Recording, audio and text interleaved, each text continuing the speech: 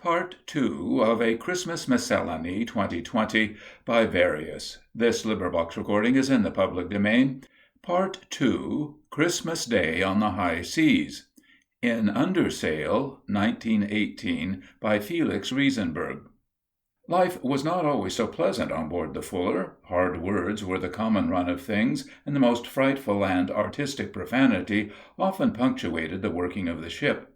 Given a ship's company, barely strong enough to handle a 2,500-ton three-skysail yarder, even had they all been seasoned, able seamen, our officers had to contend with a crew over half of which rated below that of the ordinary classification of seamanship, thick-skinned clodhoppers, all thumbs on a dark night, and for many weeks after leaving port, as useless as so much living ballast. The kicking and moulding into form of this conglomerate mass of deep-sea flotsam, gathered for the ship by the boarding masters, and duly signed on the ship's articles as A.B., called for all but superhuman efforts. The curse is far more potent than the gentle plea, especially when hard fists and hobnailed sea boots are backed by all of the age-old authority of the sea. To work a ship of the proportions of the Fuller, with 17 hands forward, called for man-driving, without thought of anything but the work required. The latter days of the sailing ship as a carrier, before invoking the aid of steam auxiliary apparatus in the hoisting and hauling, brought forth the brute sea officer aft, and the hardened forecastle crowd, half sailor and half drudge, for'ard. The bucko mate walked her decks, and the jack tar, stripped of his pigtail, his bell-mouthed canvas trousers, his varnished sailor hat, and his grog, remained in plain dungaree and cotton shirt to work the biggest sailing craft in the history of the world on the last hard stages of their storm-tossed voyages. Mixed with our real sailors were the worthless, so far as sea lore went, scrapings of the waterfront, shipped by the boarding masters for the benefit of their 3 months' advance, and furnished for sea with rotten kits of dunnage, as unreliable and unfitted for the work as the poor unfortunate dubs who were forced by an unkind fate to wear them. On the other hand, the real sailor men of the crew were valued accordingly, and I can hardly remember an instance where either one of the mates singled out for abuse those men who had shipped as A.B., and were so in fact. My schoolship training, St. Mary's, '97, stood by me, and though barely turned 18, I was saved from most of the drudgery meted out to the farmers of the watch. After washing through the heavy seas, we encountered for the first few weeks of the voyage, while beating off the coast on the long reach eastward to the Azores, the long, hard pine sweep of the main deck became slippery with a deposit of white salt-water slime. The sheen of this scum in the moonlight, under a film of running water, gave the decks a ghastly Flying Dutchman-like appearance, and the footing became so precarious that something had to be done. "They have the bear out," Scoos announced as he trudged into the forecastle carrying a kid of cracker hash, ditto of burgo, a can of coffee, and a bag of hardtack, this cargo of sustenance being our regulation breakfast menu.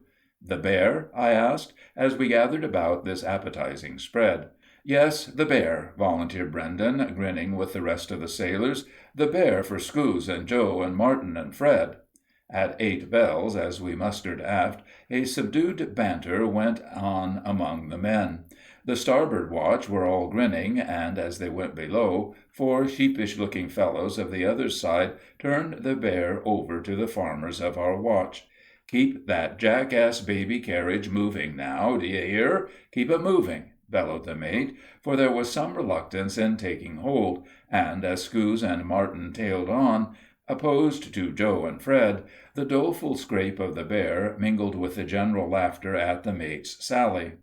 The bear consisted of a heavy box, a thick thrum mat lashed on the bottom of it, and the inside loaded with broken holystones and charged with wet sand.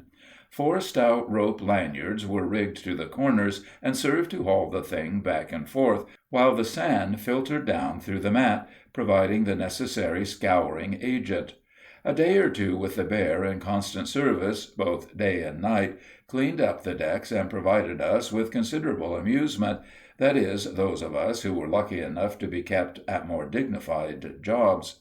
Ships leaving the Atlantic coast in the winter months bend their best suit of sails. The severe weather usually encountered in working clear of the land, and the chance of having to ratch off from a lee shore, make this precaution one of great importance. The fact that green crews are bound to be more or less slow in taking in sail during squalls may also account for the storm suit under which we sailed from port. On our first night out, shortly before 1 bell in the mid-watch, our crowd having just gone below, the fore-topmast stays blew from the bolt ropes with the report of a cannon.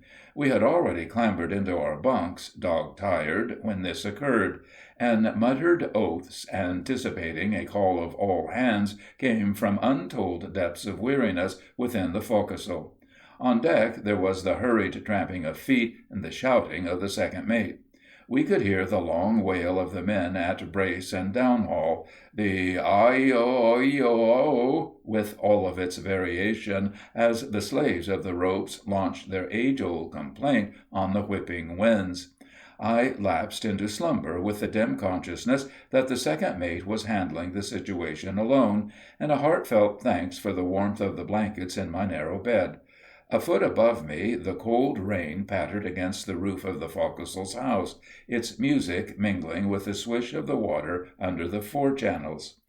After 3 weeks of beating to the eastward, having fetched almost as far across as the Azores, and being in the region of the northern limit of the northeast trades, the captain hauled his wind and squared away for the run through the trade wind belt to the doldrums and the line.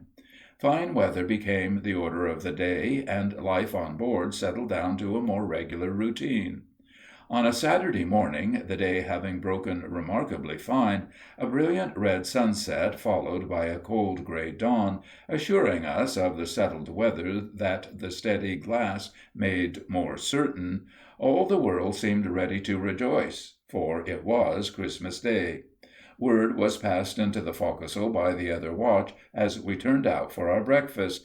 "We shift sail to-day." "All hands on deck for us, me boys," piped Australia, "and the first watch on deck to-night," chipped in Jimmy Marshall, "and a hell of a Christmas Day." Jimmy lit his pipe for a morning puff.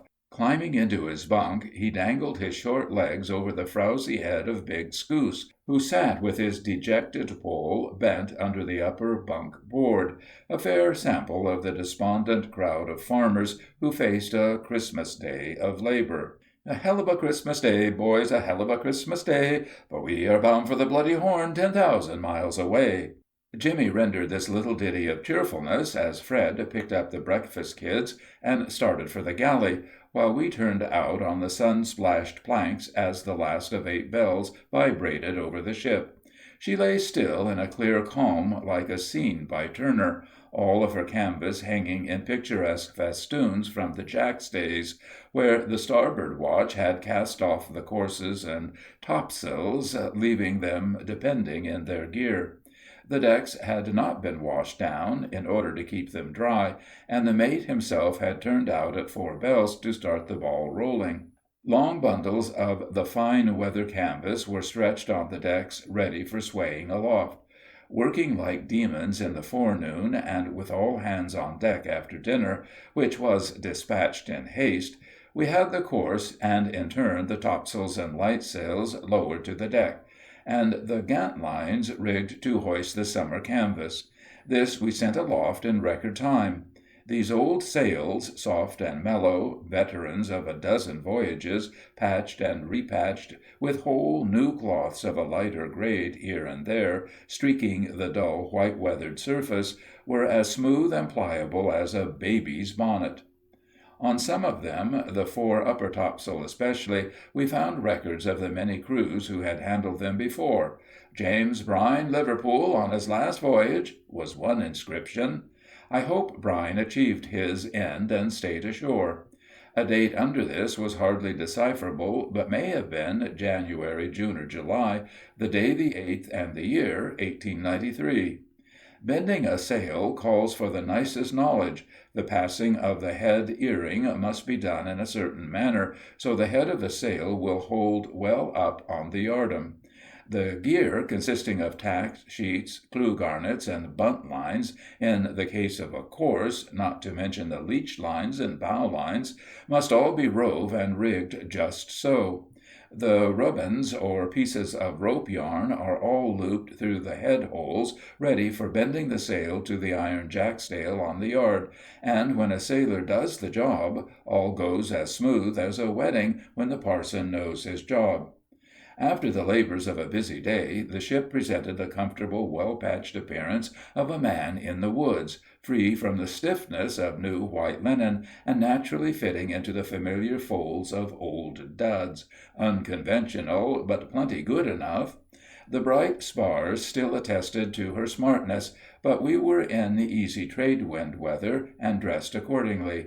The foresail was particularly large, with extra cloths in the leeches, made to catch and hold every breath of wind blowing over the deck. The sail locker was restowed with our best suit, and between the coils of canvas we liberally spread a bundle of old newspapers brought out by the mate. "To give the rats something to chew on," he remarked, as we ran the stiff new canvas in, tier upon tier. One thing that Frenchy called my attention to in the stowing of the locker was the fact that the storm canvas, lower topsails, and staysails were placed handy for immediate removal, the mate assuring himself of this fact by personal supervision. Indeed, he knew just where each particular sail was located in the locker, and could go in and lay his hand upon it in the darkest night, as he more than once demonstrated during the course of the voyage. That night a tired lot of men sat down to supper. The cold salt beef, the hard bread, and the can of tea came from the galley in their usual order. Fred, who was mess cook for that week, went back to the galley after depositing the regulation Saturday night grub. As he left the forecastle door, he turned back at us with a grin on his wide, good-natured face, bristling with uneven outcroppings of yellow stubble. Fred reminded me of an amiable plodder hulking out in his dungaree jacket, while the watch fell to on the beef and tack. "I guess he forgot to thank the cook for putting so many bugs in the tea," ventured Brendan. "Maybe he's going to have to take Christmas dinner with the captain in the cabin. They have a real plum pudding there. I saw it in the galley," said Joe. Plum pudding! Christmas! The thoughts of loved ones far away, and of those distant homes that perhaps were remembering some of us out on the broad bosom of the deep waters, came as a pang. All of us, I believe, felt this. For a moment or two silence ensued. Then Fred burst through the forecastle door with a big surprise. "Pie, boys, pie!" he shouted, depositing 3 tin plates on the forecastle deck, for we dined with the deck as a table, sitting about the kids on low benches. The precious pie was cut with the greatest regard for equality by no less an expert hand than that of Frenchy, assisted by Australia, who showed us how to cut a pie into 3 parts by measuring across the diameter with a knife, adding a little to this, and then this length went 3 times into the circumference. Jimmy Marshall failed to agree with this theory, but was fairly beaten in the result, for Australia was right. The pie certainly was cut into 3 very equal parts. "An engineer in the mines showed me this," said Australia. "He says pi times across the pie is all the way around. Mathematics is what he calls this." Australia was nearly right at that, and the marks he made on the crust of the confections baked by Chow served as a reliable guide for Frenchy, also bolstering him immensely in the eyes of the more humble members of the port watch. That Australia chap certainly knew a thing or two, even if he was not the best sailor in the world. But Jimmy Marshall's comment was simply, "Rats!" After supper, when pipes were glowing, and most of us sought our bunks for the hour or so that remained to us in the last dog watch, a discussion arose as to what kind of pie it was. Frenchy, the great gastronomic authority, claimed it was English currant pie. "They taste so bitter, that's why I know," he added with an air of finality.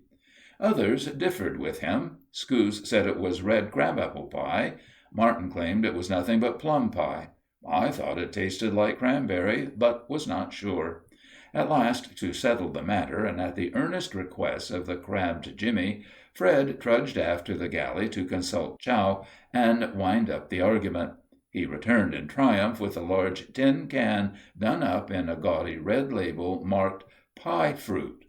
Shortly after entering the northeast trades, we encountered the region of tropic rains, of daily thunderstorms, and of abundant drinking and washing water.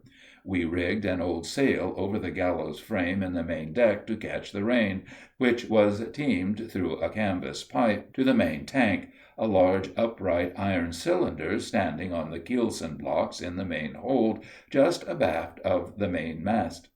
Our allowance of 3 quarts a day per man was anything but satisfying in the tropic atmosphere of the torrid zone. At least half of this whack of water went to the galley for use in the preparation of food, and the rest was divided between the scuttlebutt and the water barrel, from which it was drawn sparingly for washing purposes, usually a mere rinse to clean off the salt of sea-water scrub. In the extreme heat, during the frequent periods of calm, our suffering through the lack of water became intense. The Fuller, like many other ships sailing from New York, put to sea with her water tank barely a quarter full, relying on the tropic rains to replenish the supply. When the rains did finally come, we fairly reveled in the luxury of abundant fresh water, drinking, washing clothes, bathing, and just plain wasteful wallowing in the refreshing element. With the first douse of rain, all hands turned out on deck to fill their pannikins under the spouting drains from the forward house. The conduct of a deep-water sailing voyage in the old days of wooden ships called for what today would be considered the highest type of scientific management. In the maintenance of the vessel, each part of the complicated fabric received its due attention at some particular point in the voyage where the weather was favorable for that certain operation.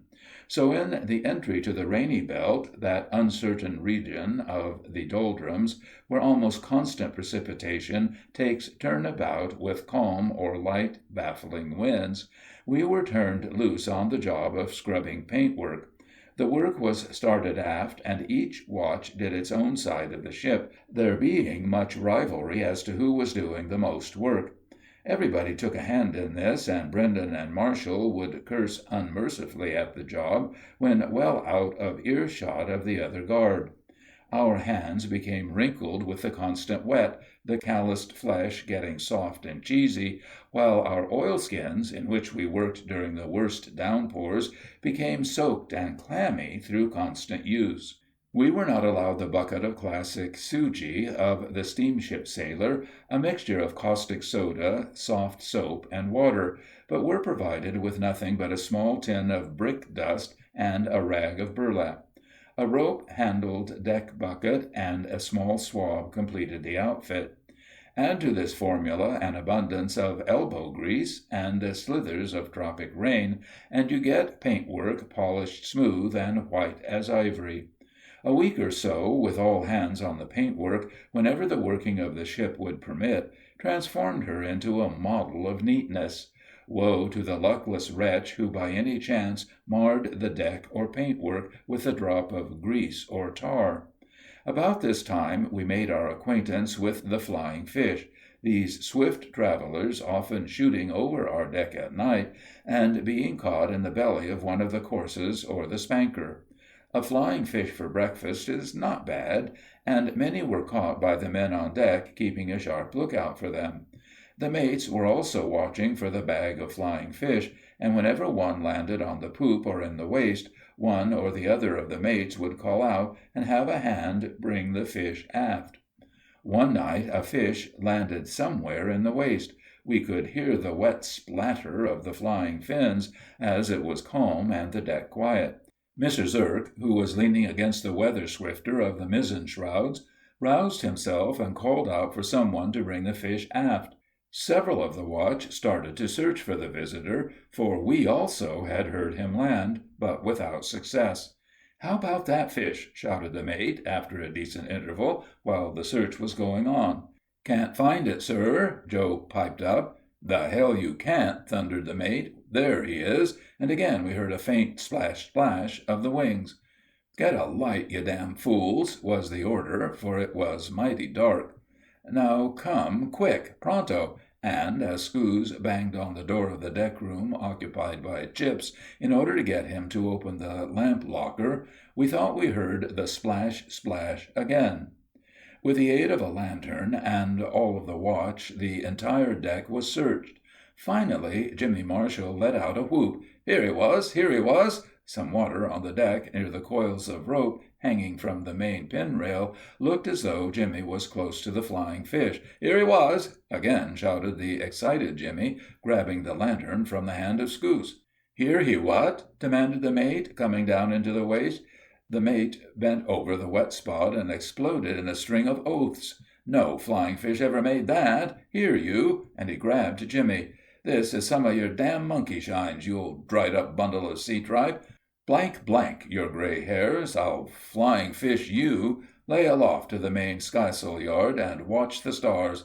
I'll call you down on deck whenever we need you."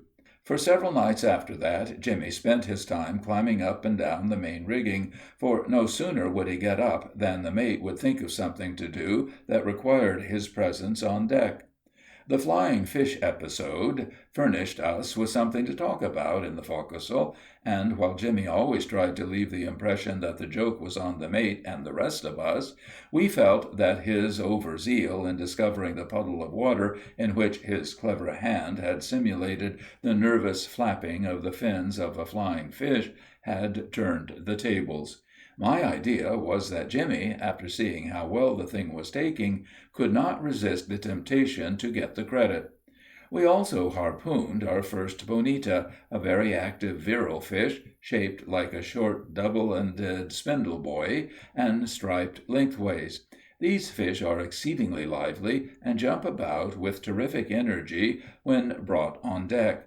Before taking this fish to the galley, Old Smith of the other watch, and Frenchy, and, of course, Jimmy Marshall, tested the meat with a silver coin, to see if it was of the poison variety. "If the silver turns black, the fish is poison," exclaimed Frenchy. In this case the bonita was pronounced good to eat, and a great feast was on that night. However, I never cared much for fish anyway, and did not touch it. Chow had certainly made an ill-looking mess of it, garnished with broken tack and basted with pork fat. "You'll wisht you had a bit of this tucker afore we had to Honolulu," was the comment of Joe, who proceeded to help himself liberally. Part 2